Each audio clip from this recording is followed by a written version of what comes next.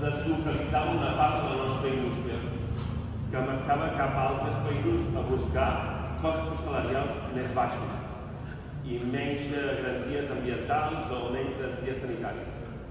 Això també ha passat amb una part rellevant de la nostra producció agrària, que hem vist com una part de la nostra producció agrària la importàvem d'altres llocs on els costos salarials, els costos sanitaris, els costos ambientals són més baixos.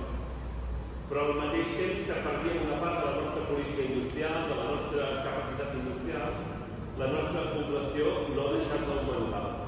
I de fet han passat de 6 milions a 8 milions d'habitants.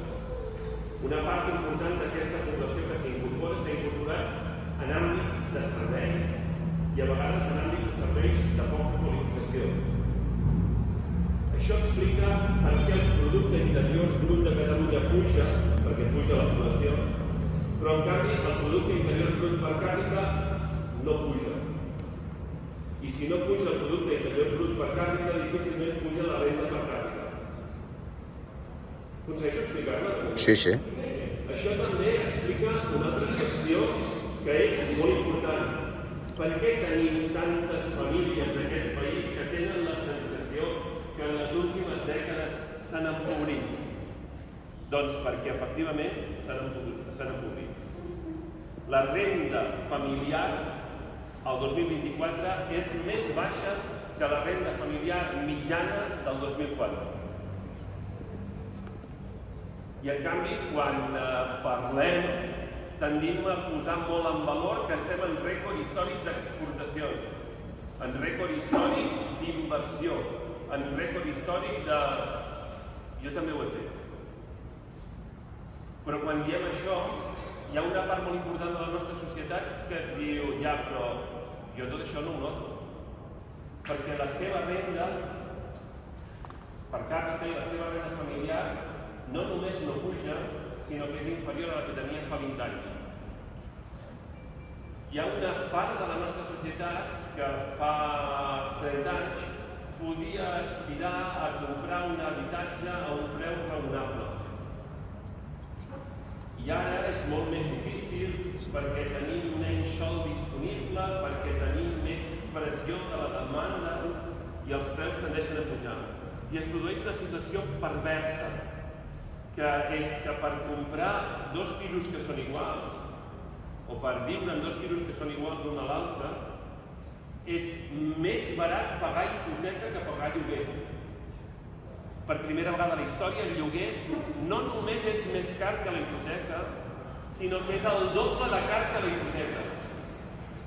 I tot i així, hi ha famílies que se'n van a viure de lloguer i no d'hipoteca. Per què? Perquè les hipoteques tenen, per diverses raons, una d'elles és perquè tenen una barrera d'entrada del 20%.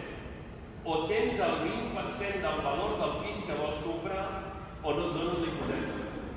Com que no tens el 20%, no et donen la hipoteca. Com que no et donen la hipoteca, vas de lloguer, però com que el lloguer és el doble de car que la hipoteca, mai tindràs diners per pagar la hipoteca. De tal manera que el lloguer es converteix en un element que cronifica la pobresa de les nostres famílies.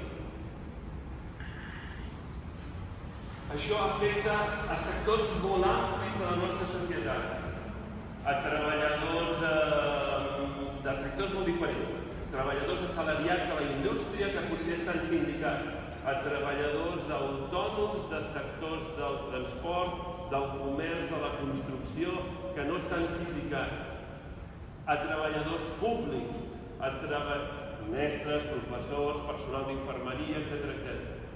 Afecta a molts treballadors de la nostra societat que tenen la sensació que alguna cosa no funciona, que constaten cada dia com cada vegada hi ha més treballadors que, malgrat treballar, no surten de pobres, que constaten que la seva renda familiar va disminuint, que el pis que tenen de propietat no poden fer un manteniment adequat i es va degradant. I atès que per la immensa majoria dels famílies d'aquest país, el principal patrimoni familiar que tenen és la casa on viuen, la progressiva envelliment del seu pis també implica un empobriment del seu patrimoni familiar. Cada vegada hi ha més gent que té aquesta percepció. És la primera vegada a la història que tenim més dones que són mares per primera vegada amb 37 anys que amb 27. Tenim un 78% de les llars a la ciutat de Barcelona que no tenen fills. La taxa de reproducció de fertilitat femenina està en 1,1, que vol dir que quan els meus fills tinguin la meva edat, a Catalunya en lloc de 8 milions d'habitants hi haurà 4, i quan els meus nets tinguin la meva edat n'hi haurà 2. Mai no ens hem enfrontat a problemes d'aquestes dimensions. Cada vegada hi ha més gent que constata, més joves, com els de l'última fila, que deuen constatar com els és difícil emancipar-se perquè no tenen prou recursos, no tenen prou ingressos com a premi al seu treball, com per poder-se emancipar de les seves famílies. Però cada vegada tenim més gent gran que quan es jubila, com que perd una part dels seus ingressos i en canvi el lloguer no para de pujar, es veu obligat a abandonar el pis on ha viscut tota la vida i potser el barri i la ciutat on han viscut. Tota aquesta gent de tots els àmbits del treball assalariat i del treball autònom, tota aquesta gent dels àmbits del treballador públic, que potser va resistir, però que veu com la generació dels seus fills tenen dificultats per emancipar-se i potser els ha d'ajudar. Tot això desplaça recursos de cada vegada més sectors més amplis de la societat, no només dels que tenen menys ingressos, perquè el lloguer devora tant els ingressos que cada vegada tenim famílies que tenen una renda més apropada a la renda familiar mitjana que no se'n surten. No és només un problema dels que no tenen ingressos, no és només un problema dels que tenen pocs ingressos, cada vegada més és un problema d'aquells que tenen més ingressos, que també es veuen empobrits i que veuen com la renda es concentra en aquells que tenen propietat immobiliària, per exemple, i marxa d'aquells que no en tenen.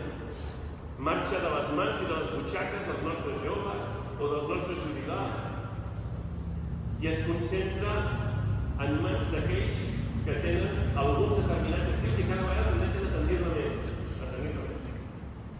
Per tant, quin és el repte? El repte és com construir un discurs que pugui interpel·lar a tota aquesta gent i convertir a tota aquesta gent no en una massa resignada que creu que no té esperança, sinó en una palanca de canvi, de transformació, d'exigència. No podem tenir un país, ja sé que és molt fàcil de dir i difícil de resoldre, però ho hem de resoldre. No podem tenir un país on la taxa d'atur juvenil de la gent que té estudis mitjans és més alta que aquella d'aquells que no tenen estudis. No pot ser, perquè el missatge que llancem a la nostra societat és un missatge devastador. I és que és millor no estudiar.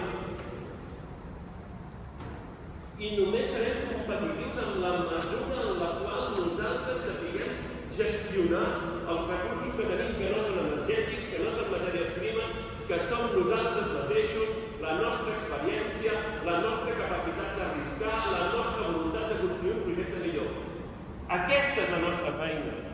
Adreçar-nos al 70, al 80% de la nostra societat i explicar-los que hi ha una alternativa, que no és una alternativa senzilla, que molt sovint supera la capacitat dels governs, perquè de fet supera la capacitat del govern alemany o del govern dels Estats Units, i que per això exigeix la construcció de grans aliances socials.